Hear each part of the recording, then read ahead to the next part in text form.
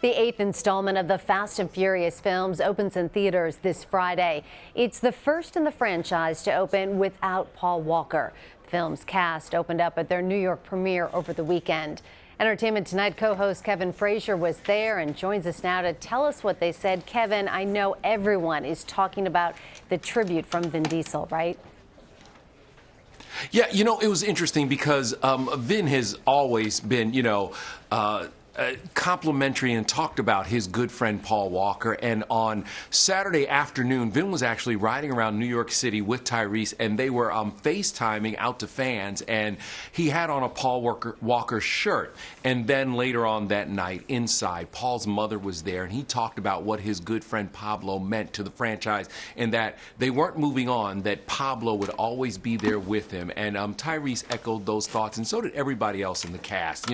That's a very tight-knit family. They miss Paul Walker immensely, and he meant everything. And they say that his spirit, he may not be there, but his spirit is really infused into this latest movie. Oh, that's so nice. Let's talk a little bit about Vin Diesel again and The Rock. We know there was a feud going on. It was off and on. Boy. Have they put that to rest yet?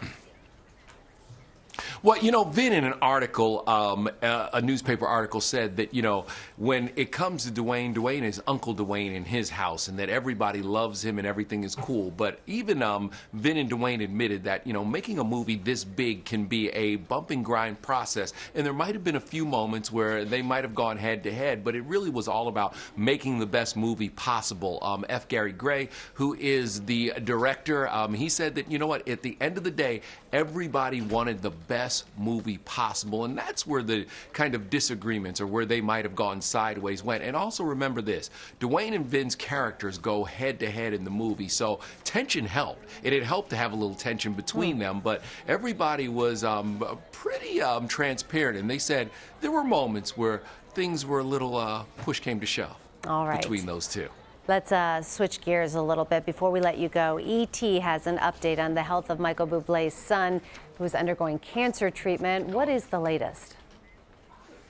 Yeah, Michael Bublé's 3-year-old son, Noah, is doing well. He was diagnosed with cancer last November, and Michael's wife, who is an actress, spoke about their son at a press conference in Buenos Aires for her new film, and she just thanked God that the child is doing better. And really, the big deal was that, her son's recovery is a long process. He continues with checkups. Back in February, Michael put on Facebook that Noah had been responding well to cancer treatment in Los Angeles, and that's what they were really happy about. Michael dropped everything.